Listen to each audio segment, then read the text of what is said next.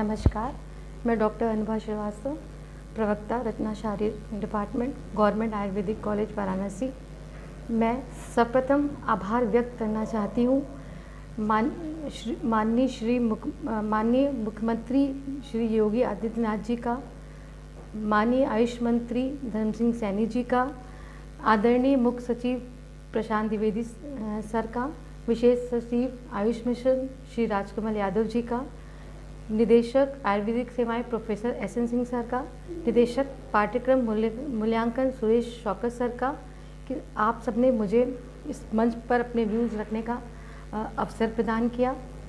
तो सर्वे भवन्तु सुखिनः, सर्वे सन्तु निरामया, सर्वे भद्राणि पश्यन्तु, माँ कश्चित् दुःखभाग् भवेत्। हम सब सुखी हों, हम सब निरोग हों।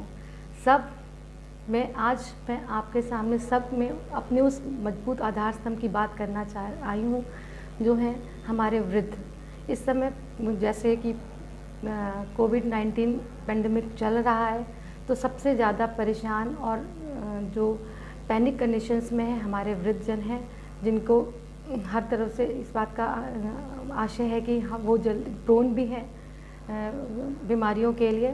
तो आज मैं उन्हीं के संबंध में बात करना चाहती हूँ कि हम कुछ ऐसी बीमारियाँ हैं जो हम सिर्फ मानसिक सपोर्ट के थ्रू और आयुर्वेदिक चिकित्सा के थ्रू भी हैंडल कर लेते हैं, घर पे भी रहकर। तो सबसे पहले हम जानते हैं कि वृद्धावस्था एक स्वाभाविक प्रक्रिया है। सभी को वृद्ध होना है, आपको भी, हम भी, सभी उसमें आते हैं। तो हम जैसा जानते हैं कि जैसे से वृद्धावस्था आती है, वैसे वायु का सबसे ज़्यादा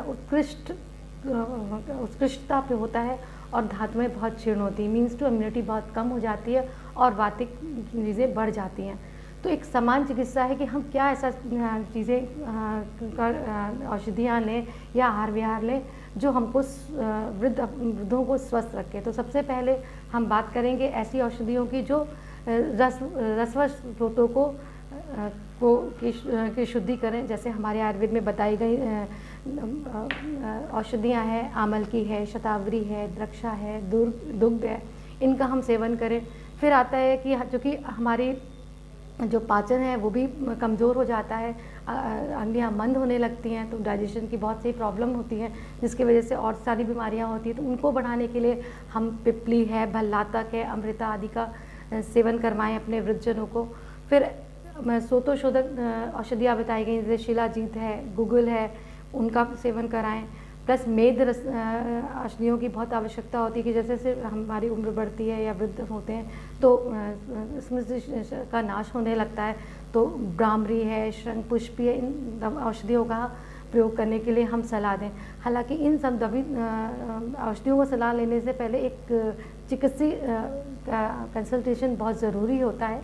तो आयुर्वेदिक चिकित्सक से हम कंसल्ट लेकर इन दवाओं को प्रिस्क्राइब कर सकते हैं। ये तो सामान्य बात हुई।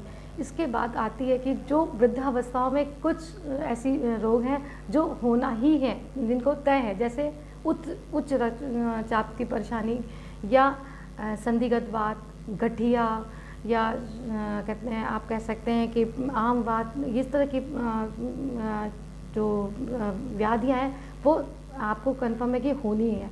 मोतियाबिंद, स्मृति नाश, आम पाचन की समस्या, पाचन, तो ये तो होना ही तय रहता है।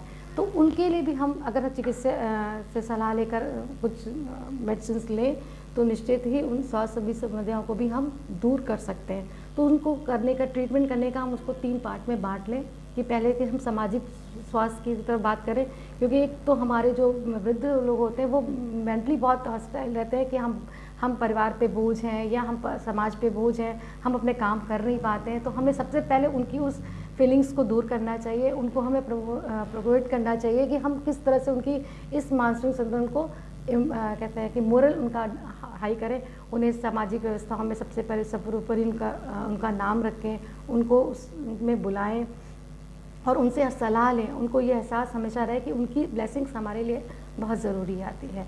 फिर आता है शारीरिक स्वास्थ्य। शारीरिक स्वास्थ्य करने के लिए कि जैसे वृद्धावस्था मैंने आपसे बात की कि धातु क्षीण हो जाती है, वात बहुत उत्कृष्ट हो जाता है इस अवस्थाओं में, तो हम सबसे पहले कि हम वृद्ध अवस्था पे जब होते हैं या वृद्ध लोग हैं तो उनकी दिनचर्या, उनकी स्वस्थ ऋतुचर्या आदि पे ध्यान देना चाहिए। हम उनको जैसे सुबह उठ के शौच जाने, मूत्र प्रक्षालन करने के बाद चक्रमण जरूर करना चाहिए कि आप कुछ दूरी तक टहलें।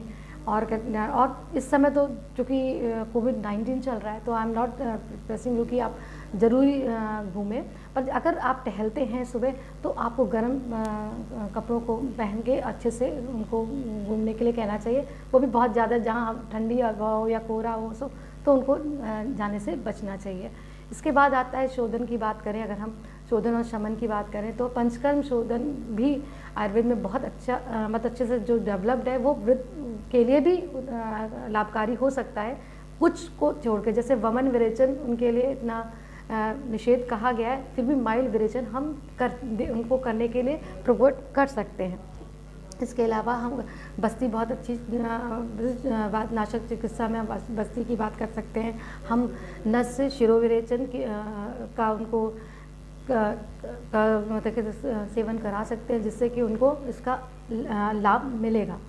इसके अलावा जो और संबंधी बीमारियां हैं जिसे हम कह सकते हैं कि जिससे इम्यूनिटी बढ़े, उन तरह की जैसे च्यवनप्राश, अश्वगंधा, दूध में शतावर देना, ये सब भी हम उनको देकर उनकी इम्यूनिटी को बढ़ा सकते हैं।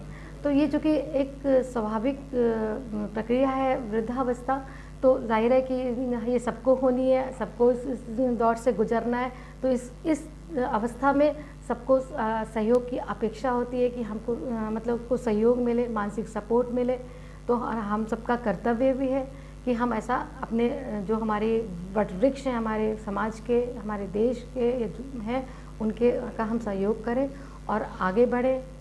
इस काल में जो भी जैसे मॉडर्न साइंस में तो बहुत जेरेट्रिक डिपार्टमेंट ही उनका बहुत डेवलप्ड है, इनके लिए ब्रांच ही बहुत डेवलप्ड है। उसी तरह आयुर्वेद में जो भी हमारे वृद्धावस्था के जनित रोग हैं और उनके चिकित्सा बताई गई, उनको हम समाज में फैलाएं, लोगों के घर घर तक पहुंचाएं और लोगों को इससे लाभ मिले। हमारे वृद्ध जन भी इस बीमारियों से दूर रहें। और इसी साथ मैं अपनी बातों का समाप्त करती हूँ। नमस्कार।